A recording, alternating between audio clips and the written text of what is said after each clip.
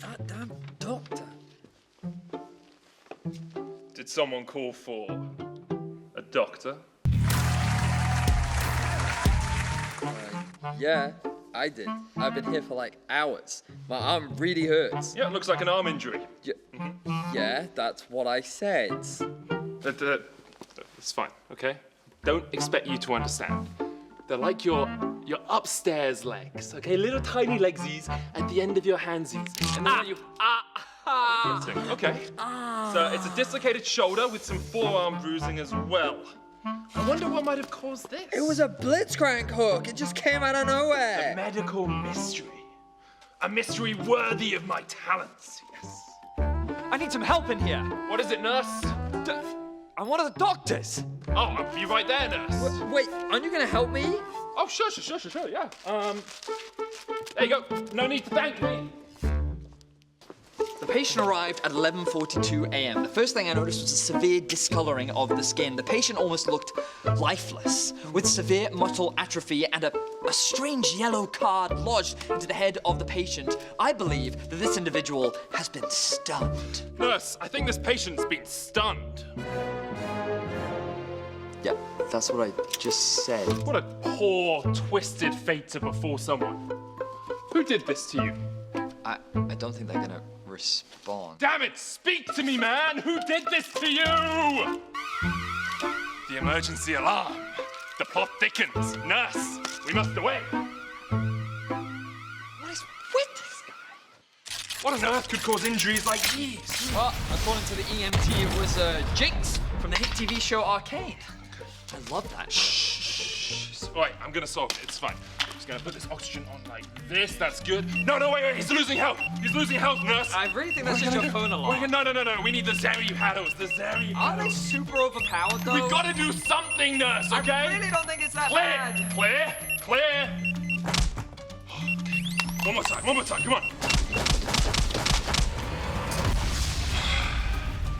I think we may have lost him. Calling it. FF. Time of death, 15 minutes.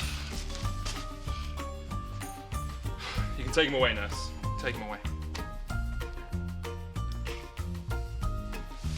In good news, though, I think I solved the mystery of what's been happening. I don't care. The Blitzcrank hook, the Twisted Fate gold card, and the Jinx Super Mega Death Rocket can only mean one thing. It was Rogue. It was Rogue all along. They've been causing so many issues. Someone has to stop them, but how? How are we gonna manage to stop Rogue? They're undefeated. Wait, Rogue, what's happened? You're bleeding mana and health all over the place. Weak. 5. Help me. Well, I guess my job here is done. What? But you didn't do anything. My job here is done.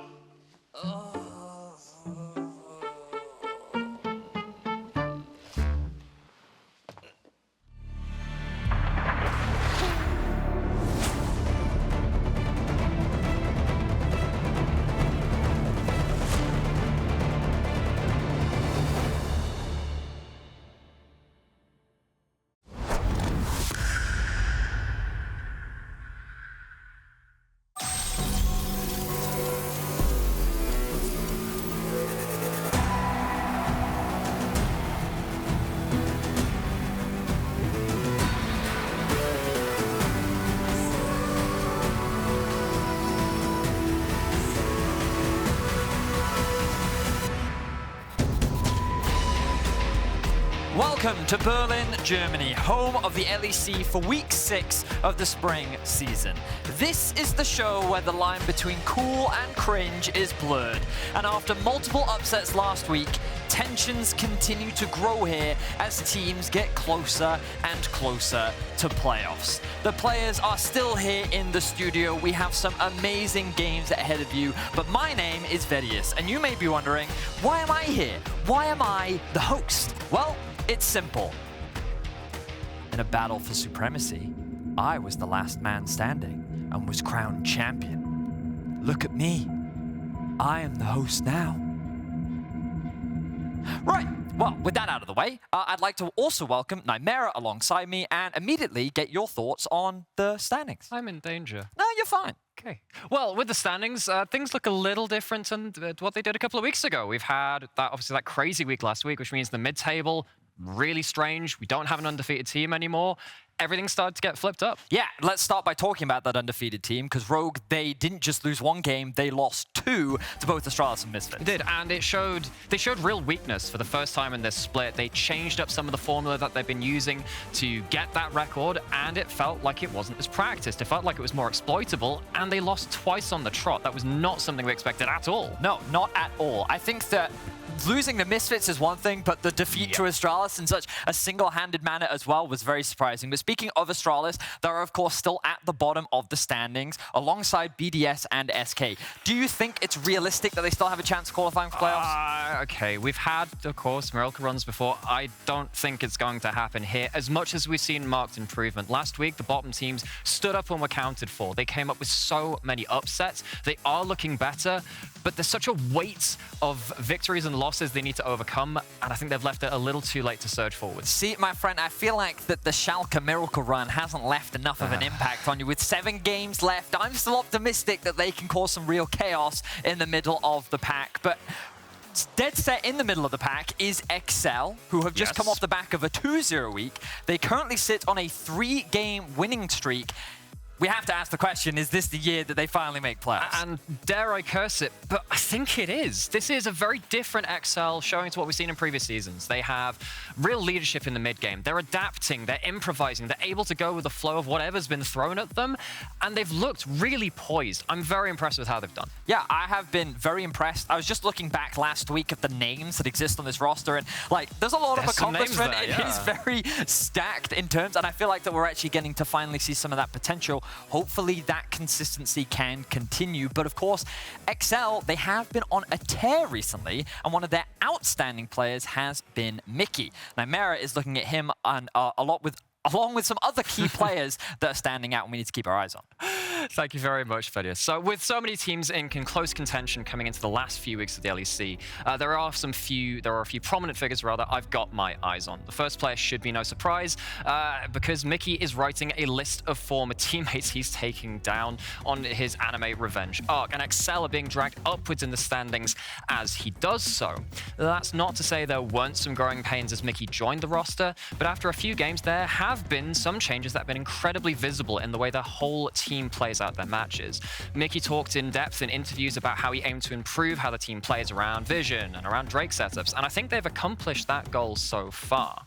What's most impressive to me is how XL with Mickey have adapted to the strangest of games thrown at them and found a way to succeed, particularly looking at that win versus Vitality where Mickey pulled out his rarely seen and undefeated Lux to grab a very important victory even when faced with inventive and brutal early ganks and roams.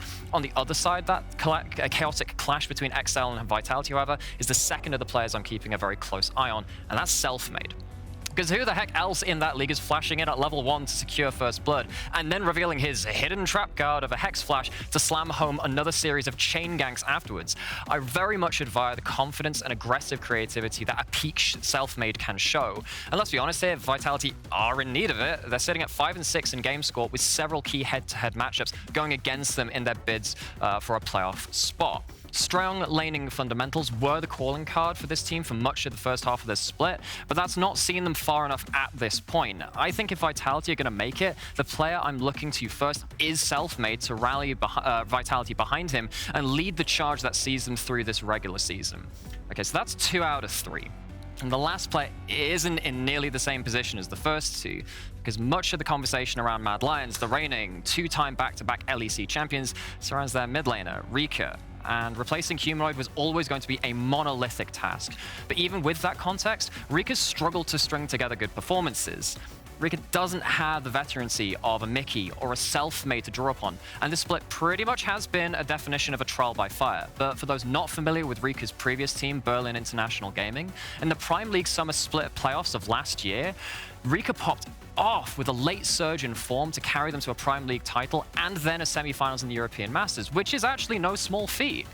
That said, the LEC is a very different level of competition, but I would challenge Rika to find that same surge of form again in this critical moment, and to stamp your mark here on the largest stage in European League of Legends. Last weekend, Rika sat down with us to talk about Mad's issues and how they're addressing them coming into this week. I think the focus of the team right now is probably getting more on the same page. I know this is like a basic answer, but right now I feel like there's many people wanting to give their inputs, and sometimes when the situation is stressful, less people are trying to give info, so it's always a bit inconsistent when it comes to what is happening in the voice comms, and sometimes very hectic, sometimes nothing. So we're just trying to get a stronger voice when it comes to the mid game, especially because I think our early games so far have been quite good. Communication being a big point of discussion for Rika. We'll track that as we go through the weekend. But of course, the midfield right now is incredibly close, and 4 teams are effectively fighting for 3 playoff spots. So we wanted to have a discussion. Which team will not make playoffs? We're going to be talking about Mad and Vitality. Spicy, I know, right? Well, I'm the host. So everyone at home can also vote who you're agreeing with. Head over to discord.lec.gg and the voting channel to cast your vote. So let's start with Nymera. Yes. You believe that Mad will not be making playoffs based on their current performance? Based on the current performance, yes, because you look at the last couple of games that they've had, and I'm particularly looking at BDS and the SK games that they had. They played compositions which weren't really looking at the traditional win conditions that we've seen around team fights, and they meant that they couldn't make nearly as many mistakes, and they have been making mistakes. I feel like the style which they've been going towards needs to change, and if they're going to change it, they're going to have less time to adapt to it. If they're going to stay the course, though, they're not currently performing at the level they need to succeed with that. I think they're in a very dangerous spot right now. So the counter-argument I'm going to throw your way is that Mad do have a bit of a history of doing this during the regular season. So what is it about this Mad Lions squad in particular that you think will stop them from getting to the playoffs? So I had the bit of the heart over mind segment earlier, and it's like, I really want Rika to stand up. But Rika isn't Humanoid, and Humanoid was so core to this team, and we see how well he's doing in this current split too. Not having that level of veterancy, not having that level of stability is really hurting Mad right now. I'm not saying it can't happen, I'm just saying that my brain's saying no right now. Okay, so that's a fair argument for Mad Lions. Remember, you can go and vote over at discord.lec.gg. You should. I am going to say Vitality. Now, come on. We've heard a bunch of interviews from Vitality players that they say we're ramping up throughout the season. We know that we're going to get to playoffs. But when we actually look at how they've been performing, you look at their last week's games, like their early games are hit or miss. Even if they get advantages, their consistency in the mid-game seems to be crazy. Their game against Astralis was a game that they really shouldn't have won. I feel like that this team has many more issues than necessarily meets the eye. And I think that they're running out of time very quickly to actually fix a lot of these issues. It's really funny how we've gone towards very similar arguments for both teams. I just feel like Mad have a little bit worse than Vitality because Vitality have such strong fundamentals. I think that they have still some of the best laners in the league. It's not been enough so far, but when you have someone like Selfmade pulling out the games which he did, like on that Trundle, hex flashing all across the map, I think there's a spark of creativity there which builds so well off of what they've got. I just can't see them missing playoffs. I just can't. Well, we're going to check in with the fans. Right now, it's looking like 32% believe Vitality, 68% are going with Mad Lions. So there's a little bit less faith for the Mad Lions, which I understand, but we'll have to wait and see. Vitality and Mad Lions will be playing in a couple weeks, so that match is going to be massive. Now, like blowing the wrapper off a straw at any fast food establishment, watching G2 versus Fnatic is something you must do in this week's LG Ultra Gear Match of the Week.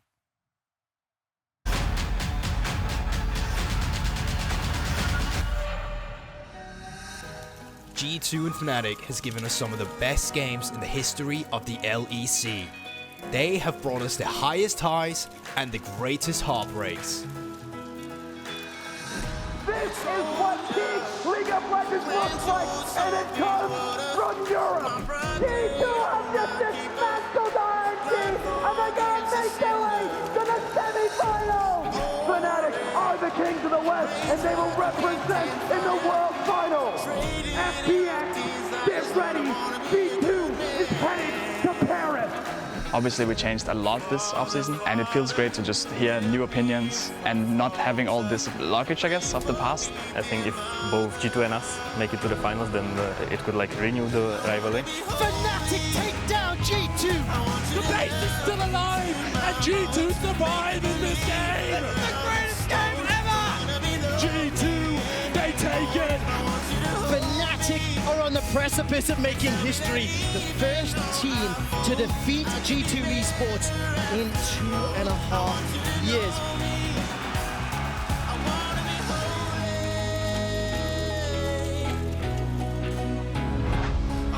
We are seeing our old heroes replaced by new ones, and a rebirth for both these teams.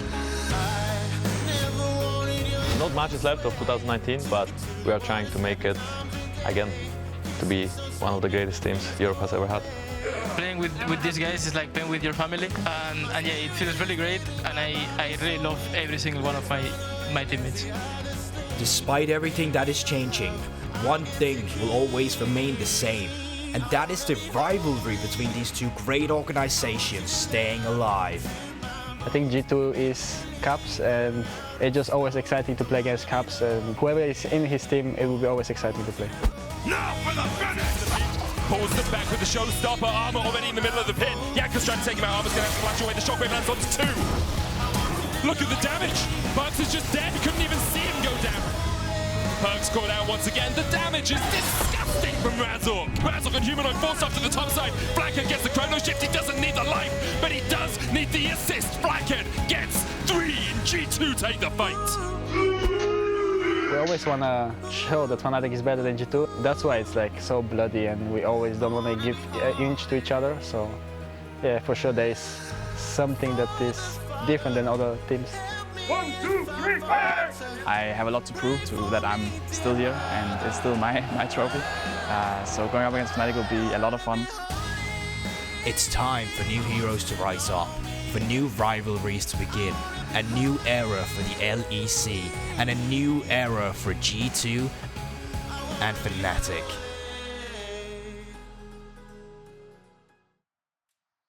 It would not be the LEC if we did not talk about G2 versus Fnatic. Our LG Ultragate match of the week is guaranteed to be a banger.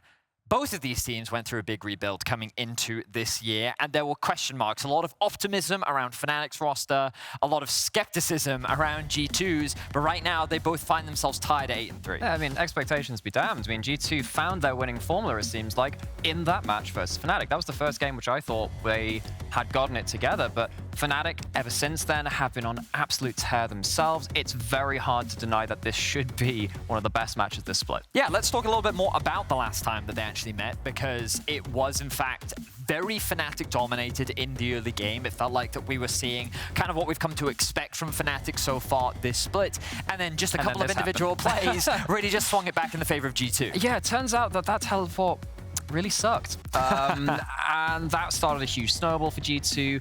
And the thing which really stood out to me was G2 finding a bit of more cohesion in this game. They understood how to team fight just a little bit better. And Hilly's impact was not as overwhelming as it could have been in that game. He was shut down by G2 in a lot of these fights. It was a great back and forth, but of course G2 found their way. They certainly did.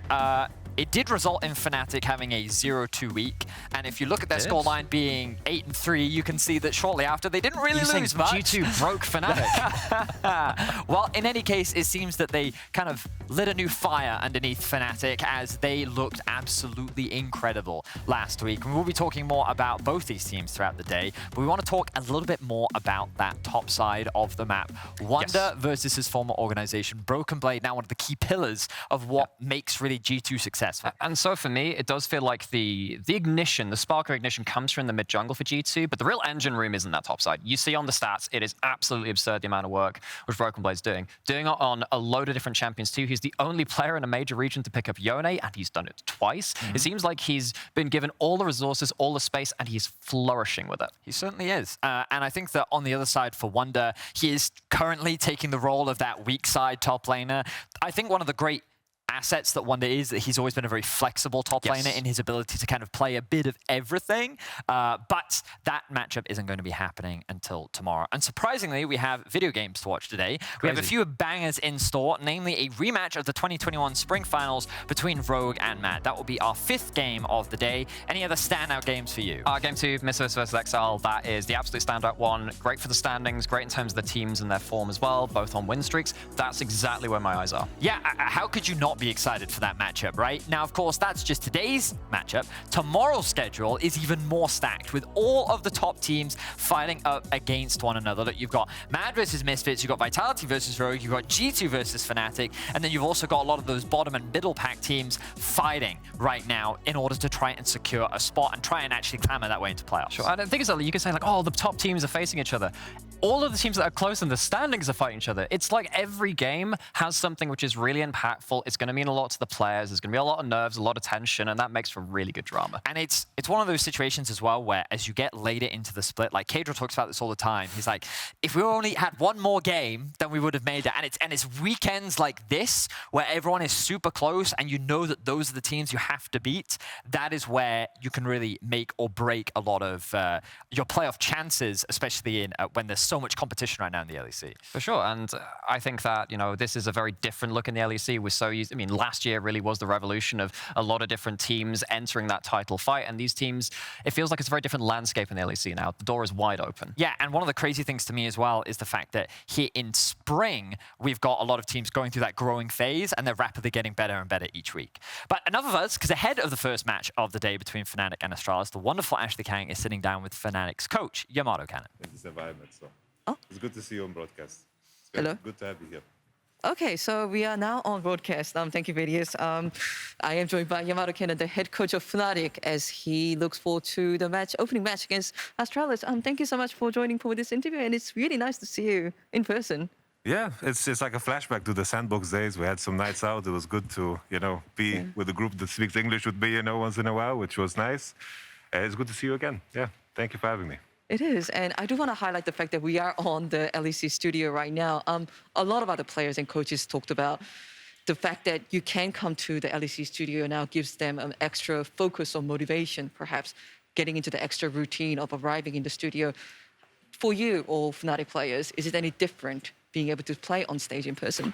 I'm fortunate to have very experienced players, and I think always when you enter these halls, it's kind of like a reminder of everything we're doing. It's kind of hard because now we switch office, so we're kind of lucky to change environments, but before everything happened in the same room, so it's kind of hard sometimes to get in the same mindset as you would when you're entering, places where we played many matches and have many memories. So it definitely feels good to be back here, and I know that the players also enjoy it a lot too. And earlier on, the analyst tech video was highlighting just how excited we are for more Fnatic games this week. And Fnatic had a very successful week last week, going 2-0. What do you think about the recent trajectory that Fnatic has been showing in terms of its performance, momentum? I'm very happy with our progression. Like the goal always with every week is to showcase what we've been working on, like what we presented and what we focus on specifically in scrims. Because I believe if you try to focus on everything at once, it will be just chaotic. So we try to add and build over and over again. So I was very happy because those two games, even though it's just best of ones, we managed to show what we worked on, and hopefully we can do that this weekend too.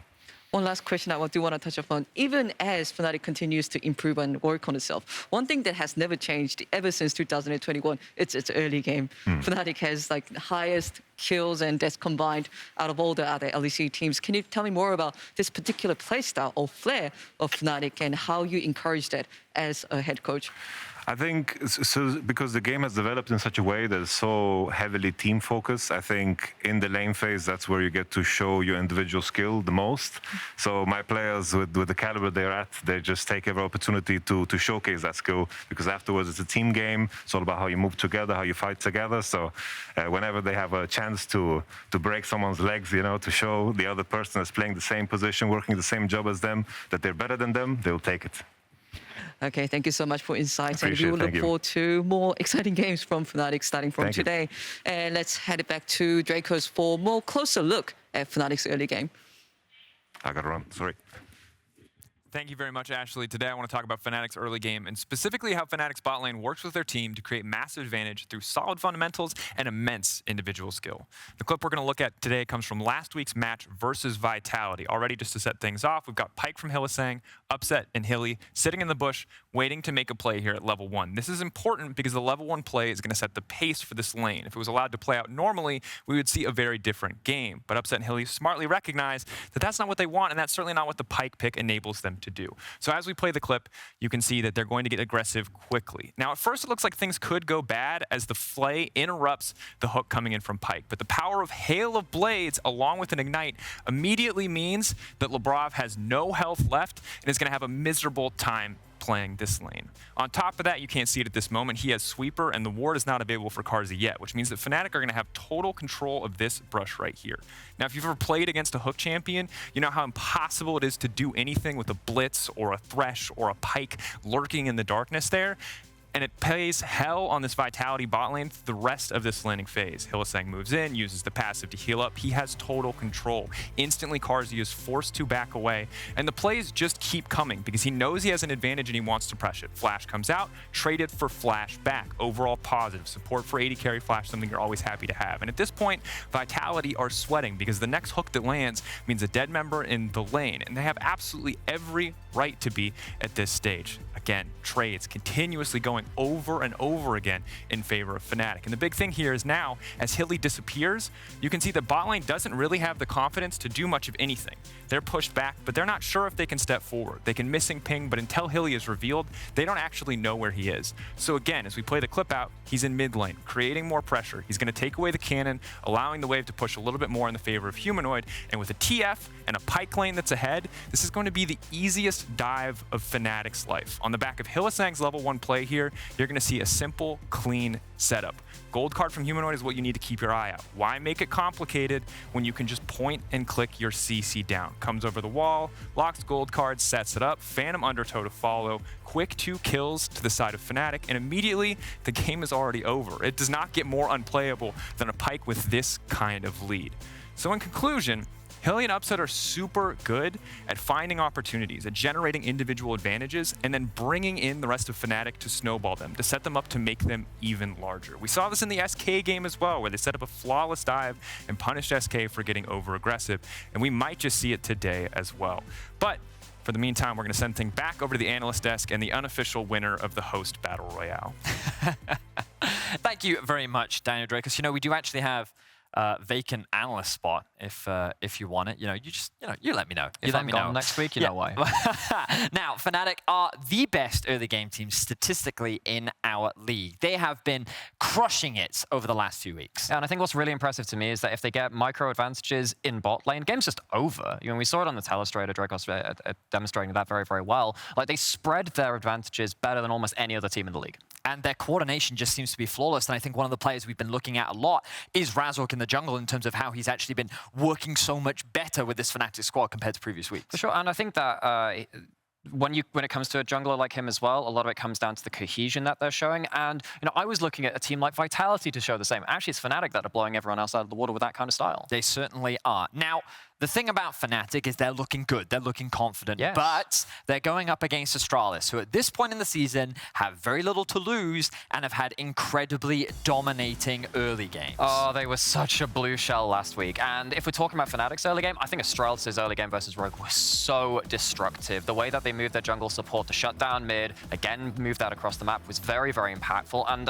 it wouldn't surprise me if they picked up another couple of shock victories. I think that this is a team that you have to be super cautious of, and I think that given what happened to Rogue last week, Fnatic is going to be very cautious of what Astralis bring to the table because Promiscu seems super active on the map, Zanzara is still being just as aggressive as ever, and I feel like on Ari. Dior in particular is someone that's really stepping out. For sure, and it feels like there is a kind of player alongside Zanzara that has a couple of champions which you just have to be aware of. The Trundle, the Ryze, the Vex, all big power picks for this team and allow them to play crushing early games which then transfer into mid-game leads. So we clearly have expectations that Fnatic are the favorites coming into this matchup, but we've had those expectations in the past, and Astralis have been able to shake things up. With another week of practice, what are your thoughts? Do you think it's going to be a close, bloody game, or do you think it's going to be another blowout for Fnatic? I think it's going to be a blowout because I think the way that Fnatic generate their leads is much harder to shut down. It's levels 1 to 3. It's the first couple of waves of the game, and you don't get that room to breathe to pull off what they did against Rogue. I think it's just a little too hard. All right, well, Nightmare has cursed it. That means that the stage is set. So, roses are red, my Nocturne is painful, the casters are ready, it's Dracos and K-Draw.